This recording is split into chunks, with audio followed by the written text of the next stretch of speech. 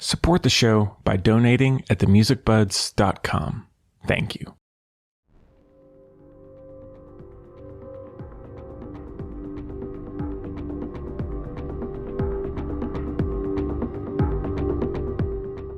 Hello, everybody. Welcome back to the Music Buds podcast. This is episode number 21, and my name is Henry. This week, I'm honored to be joined by Matt Lange, the multi-platinum selling record producer, composer, musician, DJ, podcaster as well, amongst other things. Matt, I can't tell you how appreciative I am for you to be taking the time. So thank you so much for doing this. It's my pleasure, Henry. Happy to be here. Well, how's life? It's strange. It's bizarre. It is, it's 2020. Yeah. But I don't know. Now it feels like it's been such a marathon at this point that everyone's kind of settled into a bit of a routine. Yeah, for sure. So, it's like being totally desensitized over the last 8 months too to everything. So now it's, numbers get crazy and it's just, okay. Yeah. So it's a weird time to be alive. It's been quite a year for sure. Yeah. Well, I guess just kicking things off, of course, I really want to talk about your new album, Isolated, but how did you get started in music? Man, it's kind of like the only thing I really remember. My parents had me at a piano when I was 4 or 5, something like that. Then that's a cat walking by. And then I sung in a boy choir for 6 or 7 years. When my voice changed, I picked up a guitar, played in a band, got really into recording because I wanted to basically be able to record my band's demos. And that eventually led me to, it got me into programming and like the production side of things. And I was really into artists like Aphex Twin at the time. And then also Nine Inch Nails, because they were combining this, electronic style production with live instruments. Right. And my background, of course, was traditionally live instruments. So that led me to Berklee College of Music. And I was there for, 4 years. And after I graduated, off to the races. And here we are now. But it's really like music is the most common thread throughout my entire life. Yeah, for sure. Yeah. Well, now, I guess getting into, so now the album Isolated, which you made this year. And if I can say so, it is an awesome album, man. It is really good, dude. Thank you so much. Yeah. And I know it's a pretty incredible process and concept to the making of this album. How did this all come about? I mean, just kind of out of necessity. This is a pandemic record. This was written between April, the beginning, really end of March, but beginning of April through the end of August. So this was, especially for the first 2 months, here in LA, it was total lockdown. We really couldn't do anything. And I live by myself, so I'm like isolated enough as it is. And then you add a pandemic to the mix and it's like, I was seriously isolated. Yeah. And that was really like the theme. It was just, I didn't go into this thinking it was going to be an album. I just kind of went into writing tracks because I was like, this is really like my own therapy in a way. And I'm just going to write and then take what was going on in the headlines because everything seemed so intense at that point. And that's probably why everything seems so kind of like, just like general anyway at this point. But, Right.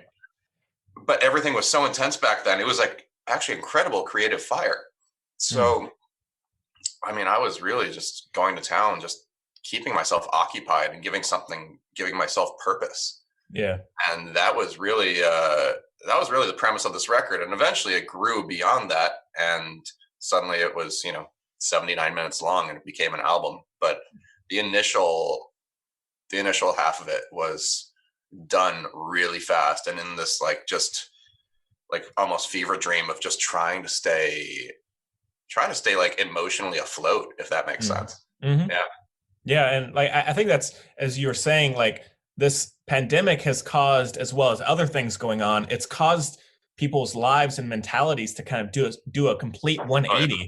And so it's caused people to almost forced to create something to stay sane. So I feel that. And now also, as you had just touched on, some of the track titles are taken directly from headlines like Truth Over Facts, the children are dying too, and as others as well. Was that just a natural kind of thought process to have that style? Well, it was literally, that's what I was writing about. Like when children are dying too, I mean, that's when it started, we started getting all this information from New York that kids were getting sick and kids were actually dying, when really it was initially thought that, it was just really seniors that were having a really hard time with it. Mm-hmm. And same with like New York 799 or 779. That was I wrote that or I started writing the day that it was released that New York they lost 779 people in one day. And my family's in New York, so that's of course like a very personal. I was like very, very nervous, and fortunately everyone is a-okay. No one actually got sick, but consequently, yeah. So it was like the headlines really were the inspiration a lot of times, because I mean it was almost like if you're working on a film and you're writing a cue for this one scene, and that's almost kind of how I treated these headlines sometimes. It's like here's morbidly obese. It's after Pelosi called Trump morbidly obese, because just to get under his skin, and it's brilliant and it's hysterical. Yeah. But and he's acting like basically a dictator and a fucking circus clown. Mm-hmm. So there's like, well, this needs to have like really like almost silly music, like or dark, but kind of circusy kind of stuff. And there's a little Easter egg in there that actually I haven't told anyone this aside from like my manager, but there's like this reverse vocal that's actually in morbidly obese, and it's just layered underneath there. But if you reverse the track, you can hear me saying fucking fat. Nice. I don't know. It was just like, you have to find like little moments of joy when you can. Oh yeah. And that was totally one of them. Yeah, for sure. And one thing about this album is that like there are so many different emotions in it, like which really speaks to the year that this has been, where it's like, you'll days where you're so sad, other days where you're so angry and furious at the world, other days, worried, stressed, anxious, whatever. And so like you pack in, it's a really intense album in that way, in the best way, Yeah. So yeah, and they're moments of hope too. It's oh yeah. That's the thing. I mean, it is. It's not like as oppressively dark as like the Joker film by any means, but it's not that far off. It's a pretty dark, just emotionally, it's a dark record. Yeah. But it's a dark year, and I think that's kind of what I love about this record. Is it's a concept record, and it is also the fastest record I've ever done start to finish. So it's really cohesive, and it really feels like a real composition that was written all together, and like there are recapitulations of themes and everything like that. This feels like a real statement as a record, as opposed to just like, here are a bunch of songs that I recorded and here's an album. Right. Yeah. And I think that really comes through, because listening to it for the first time, like it goes through those ups and downs of what this year has been. And so like it feels cohesive in that way, even if the emotions and styles are like, so scattered, because that's what the year's been like. Yeah, totally. Yeah. How long did it take you were saying it was a short process relatively. How long did it take to all come together? All come together. I have to count months now, Well, that's why I'm a musician and not a scientist. But I'm going to say 6 months. It was, really April through August. So April, May, June, July. Sure. Let's call it 6 months. Yeah. It's early. Yeah. And was like as the year has been, was it draining or more therapeutic to get all of your inner thoughts out on the table? At first, it was really therapeutic, and it was also really exciting. That was kind of the thing. Because I remember, like, I never would have been able to make this record had this pandemic not happened. Mm-hmm. So, because otherwise I was touring really every weekend before the pandemic hit. So I was gone, 4 days out of the week, every week. And then, there was other work stuff that I was doing. And it's because literally everything got shut down. I suddenly had this window where I could make something purely for myself and not think about anyone. Yeah. And I remember right at the beginning of this whole process, it was right around the time I was working on the first track, Lockdown, and I was on the phone with a friend, and she's very spiritual and very good at seeing the light in things. When I'm more naturally, I gravitate towards seeing the darkness in things, and Sure. it's good to have a balance sometimes. And and she said to me that this time you have is really this is a gift. This is an opportunity for you, and that thinking about it in that way, which wasn't a way I'd really thought about it, but that kind of it reframed this whole thing in my head, and that I found to be very motivational. And so in a way, I'm grateful for the time that I was able to have because of this, that allowed me to create what I think is the most important work of my career. Yeah, well, and that really comes through. It feels very heartfelt, and so yeah, Yeah. one track in particular, but the loneliness is killing me, which See, always look on the bright side of life. yeah, there you go. Like that, even the title alone, I was like, oh man, like that speaks so much to how I think really everybody is feeling, because as the pandemic goes on, and how people are affected in a variety of ways, loneliness Yeah. and as Oh my God. and the of course isolation is like, it can hurt. It's hurt so many things already, and it still has. And so I think it's a very moving track. It's one of my favorite tracks. And it's funny, I don't even, like, when I was doing it, I wasn't thinking much about it. I was just thinking about, like, it was just, I think it was around week 7 or 8, or, somewhere around there, of being in this pandemic. And at that point, we still in California were totally shut down. So I wasn't seeing any friends. I wasn't, I could go to the grocery store, but that was about it. And so it was just sheer, emotional exhaustion at that point. Yeah. And so when I did that track, I was just writing it because this is how I feel right now. And I didn't think much of it, at least, in the moment. And then it's funny, I think later, once the album was kind of being wrapped and I was going through and listening to all of them, it really hit me, like, for whatever reason, I really love this one track in particular. And I can't figure out why exactly. It just, for whatever reason, it hits me the right way. Yeah. In terms of the overall process of having done the album, are there any other, and it's okay if not, are there any other standout moments or thoughts that you've had about the album that are special to you, or have we covered a lot of the big points? It's fun. I look back at it now, and I just, this record really is a snapshot of really my mental well-being for 6 months. Yeah. And there's certain songs on it, like Love and Time of Corona and This Is All We Have, that I have, like, really fond, like, very, like, deeply emotional feelings towards. But then there's a lot of stuff that's very film score-esque as well, which is something I really appreciate. And that's also, like, that's been a transition in my career of moving away from the DJ world, and having done that for I was touring for a decade. So yeah. And so moving away from that and moving, just working more in Hollywood more and more. And this album is totally a reflection of that. Yeah. And it feels current. It feels truthful and honest. Absolutely. Yeah.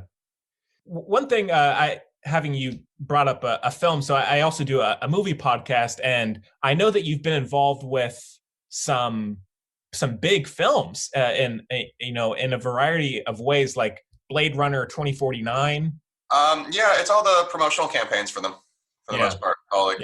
So I've worked in sound design for like movie trailer sound design for 7 years or something like that. Wow. And it's kind of funny because you end up making these libraries of these sound effects, and you don't really know what films they end up in until you get a statement 6 months later or something. It's like, oh wow, I was in that.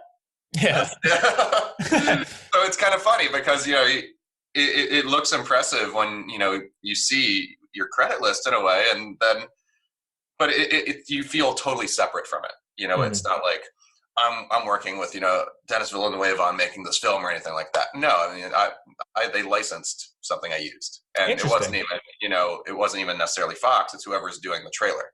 Right. So, huh. Yeah, it's a weird way to be involved. Yeah, yeah. Yeah. Yeah, well, I just wanted to make sure to touch on that because so many great films, and I think that's a really cool and kind Oh, of unexpected way to be involved. But it that's you it know surprises me too sometimes when I look at it. But yeah. and it was just serendipitous. I was at a party once in LA and I was waiting in the bathroom line, and someone said, "Are you Matt? I really like your music. I work for a trailer company. You should do trailer music." Wow. And Fair. it was just like that, just about literally as organic as it could have been, Yeah, yeah. and it turned Um, into a part of my career. yeah. Yeah. Now, one thing I did want to ask you about is you were a producer on America, Yeah. the 30 Seconds to Mars album, and I wanted to make sure to pass on to you. I can't tell you how often I listen to that music, and All right. I love that album. How did you get involved with that? I mean, it was God. It was 4 years ago now. I think somehow. I think Mars's manager reached out to my management company, just if seeing if anyone was interested in working on the record or meeting the band or something like that. And to be honest, I didn't know anything about the band. I mean, Hmm. I knew they existed. I knew that it was Jared and his brother, and I had seen that documentary they made about Anatomy, the one about the Right. record deal and everything like that. So I had seen that just because I'm very interested in music business and all Sure. that kind of stuff. But I couldn't tell you any of their songs, and Sure. I always thought like cynical me is like it's probably like a vanity project for Jared Leto or something like that. And but I'm curious. I'll check it out. Sure. And um and the first time I was ever like tracking vocals with Jared, it was holy shit. Right. Like, you're good. This is not just this is not a thing like that you're really passionate about this, and like at Yeah. times like this is the thing you're most passionate about. So it was an incredible experience. I really They were really great guys to work with, and I was kind of in and out of his house in the studio for about 2 years. Oh wow. So yeah. So I spent a lot of time with them, and we went like rock climbing and Joshua Tree, and it was right after Nice. he had just done Suicide Squad, so he still had, and he was belaying me, but he's still, and I'm bigger than he is, and I'm already like thinking like, oh no, if I fall, it's gonna be like a Looney Tunes moment of You're right. And the entire time, I'm a New Yorker. I'm just like cursing at this rock wall. Like I've never done this before, and it's like tearing up my hands. And he's just like heckling me in his Joker voice down below. And it's like this could this be any more surreal? Yeah, And, that's crazy. it was just it was really such a memorable experience, and I'm really grateful I got to work on that. Yeah. Yeah. Well, now talking about this year, have there been? I mean, I'm sure of course, you were very busy doing Isolated, but have there been any other artists, any other musicians that you've listened to over the course of the year that have helped you get through things, or have you been kind of more in your own Well, process? more so now. Like I'm loving Oliver Arnold's new record, Some Hmm. Kind of Peace. I've been like doing yoga like every day for the past 2 weeks, and I've been listening to that record pretty Yeah. much when I do it, and that it's gorgeous. I mean, and I'm a huge Oliver Arnold's fan, Hmm. but this new one is probably my favorite record he's done since God, what's the 2014 record? Winter. Came out in 2014. It's his first major label record, but Mm. incredible. I mean, I love it. Recently, I've also been listening to. Well, last night I was listening to Thomas Newman's score for Road to Perdition. Oh yeah, that's a Uh, great uh, film, great score. yeah, it's one of my favorite scores. I was just at the local brewery and I just had headphones and it's 50 degrees and I'm freezing. But listen to that, and then like I listened to also like a lot of Tool, but I in general like they're my favorite band. I listen to a lot of Tool in Sure. general, so I was listening to a lot of that. The new Bring Me Horizon record I've been listening to as Yeah. well, which I think I like it more than their last album. This one feels a lot more cohesive. So Mm. yeah, I've been enjoying that, and just mostly I don't know. I mean, it's funny when you're as a working musician, you don't really have a lot of time to listen to other people's music, Mm-hmm.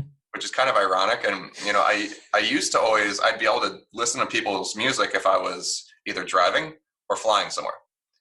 And when the pandemic hit, well, there was no flying and significantly less driving in general.